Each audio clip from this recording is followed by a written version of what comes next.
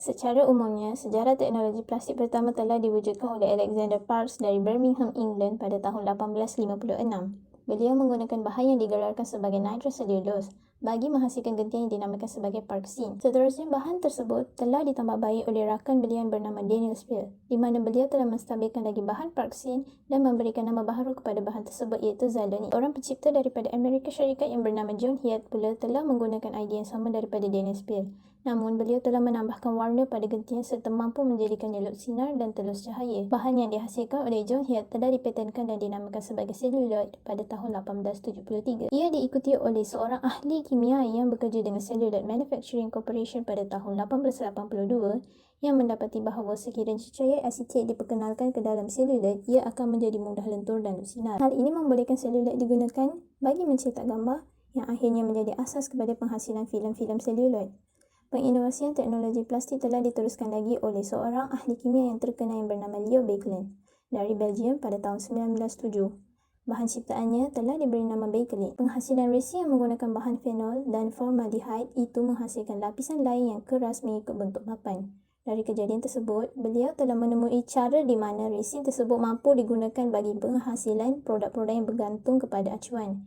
Resin tersebut telah dipatenkan dan beliau telah menamakannya sebagai Bakelite pada tahun 1907. Namun oleh kerana Bakelite agak sukar untuk disebut, Leo Baekeland telah memperkenalkan istilah plastik yang di mana bermaksud sesuatu produk yang dibuat daripada bahan sintetik yang berasaskan minyak, dan terma itu mula digunakan semenjak tahun 1909. Dan pada tahun yang sama juga, beliau telah mempersembahkan ciptaannya itu pada orang ramai semasa mesyuarat American Chemical Society. Secara tidak sengaja, penemuan inovasi terhadap plastik secara berterusan dari masa ke semasa telah menimbulkan pelbagai isu yang kritikal pada manusia, dan lebih-lebih lagi kesannya terhadap alam sekitar agak membimbangkan pada masa kini.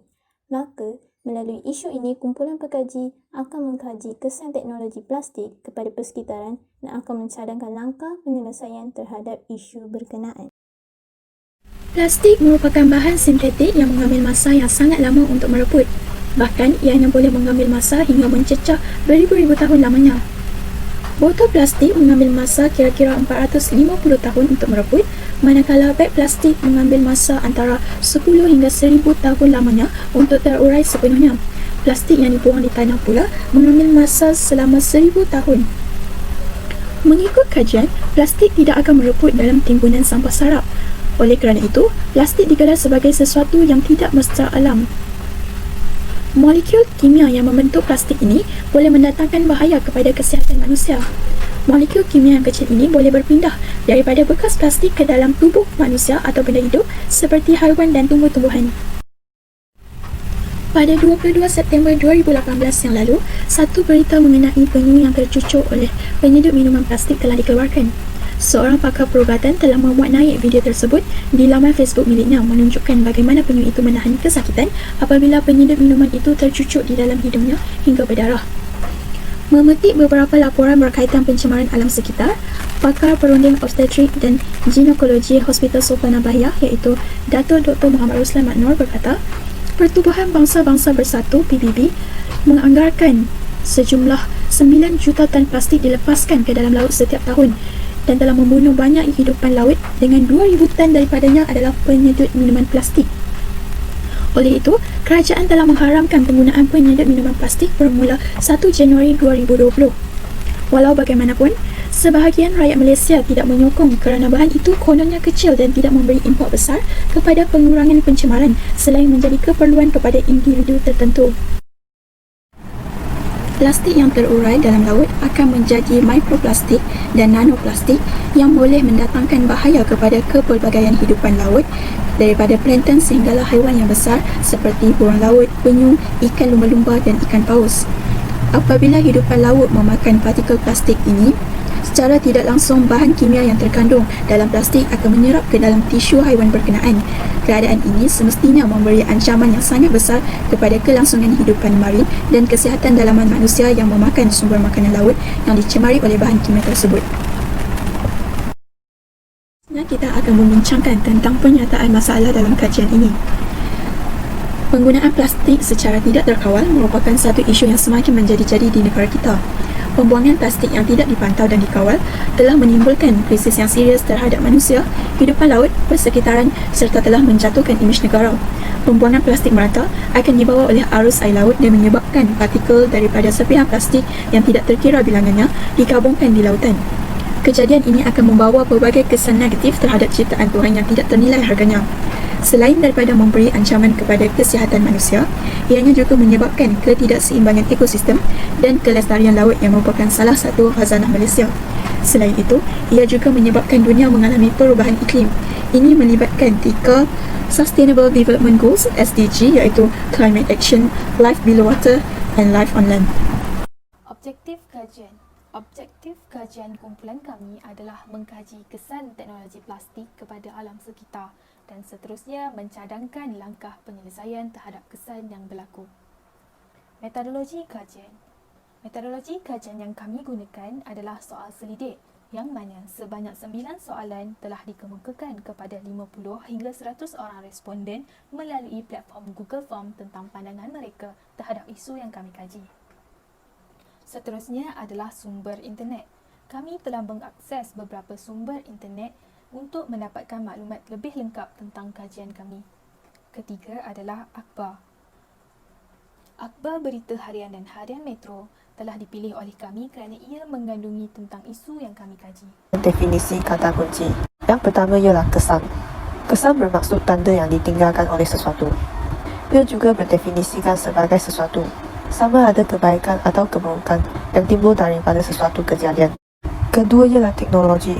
Teknologi ialah ilmu tentang cara mencipta barang-barang dalam perusahaan, seperti bangunan dan jentera.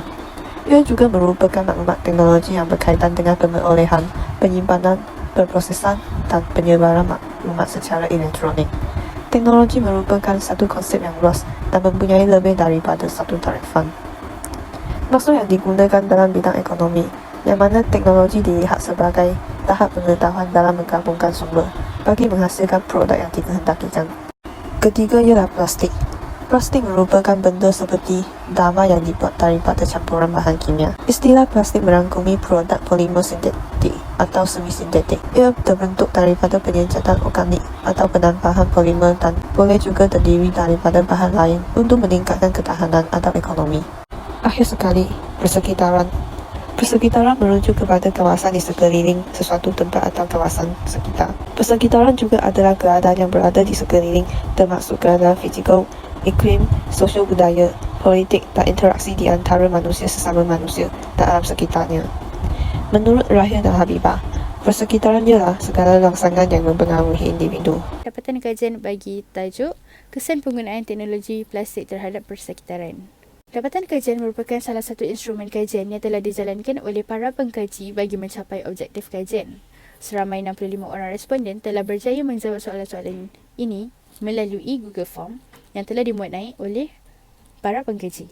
Data-data yang telah diterima telah diproses bagi mendapatkan statistik seperti nilai peratusan dan jumlah responden. Dapatan kajian mempunyai 3 bahagian iaitu bahagian A, bahagian B dan bahagian C. Bahagian A merupakan soalan-soalan umum mengenai responden, bahagian B merupakan soalan mengenai kesan penggunaan teknologi plastik dan C merupakan cadangan penyelesaian terhadap kesan yang diberikan. Bahagian A mempunyai 3 soalan iaitu jantina, bangsa dan peringkat umur. Jantina, seramai 65 orang telah menjawab soalan ini. 50 orang, 77% adalah terdiri daripada perempuan, manakala 15 orang, 23% adalah terdiri daripada lelaki. Bangsa, seramai 65 orang responden telah berjaya menjawab soalan ini.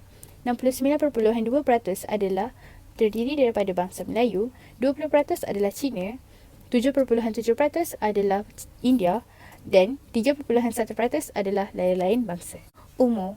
Peratusan tertinggi bagi peringkat umur responden ialah daripada 20 hingga 30 tahun iaitu sebanyak 70.8%, manakala peratusan terendah bagi peringkat umur responden ialah 30 tahun dan ke atas iaitu sebanyak 3.1%. Bahagian B membincangkan tentang kesan penggunaan teknologi plastik terhadap persekitaran. Soalan pertama, adakah penggunaan plastik secara tidak terkawal sedang berleluasa di negara kita? Seramai 61 orang iaitu 93.8% telah memilih ya, manakala seramai 4 orang 6.2% telah memilih tidak. Soalan kedua, yang manakah antara berikut merupakan kesan yang sangat ketara yang dapat dilihat di negara kita akibat daripada penggunaan plastik secara tidak terkawal? Peratusan tertinggi menunjukkan para responden bersetuju bahawa plastik mengambil masa yang sangat lama untuk mereput, iaitu sebanyak 70.3%, manakala peratusan yang terendah menunjukkan bahawa para responden bersetuju plastik akan menyumbang kepada pencemaran air, iaitu sebanyak 54.7%. Soalan ketiga merupakan soalan jenis terbuka dan beberapa orang responden telah memberi jawapan yang lebih kurang sama bagi menjawab kesan lain penggunaan plastik secara tidak terkawal. Seramai 8 orang responden telah bersetuju bahawa kesan penggunaan plastik secara tidak terkawal akan menyebabkan hidupan laut dan hidupan liar terancam dan juga pencemaran alam sekitar.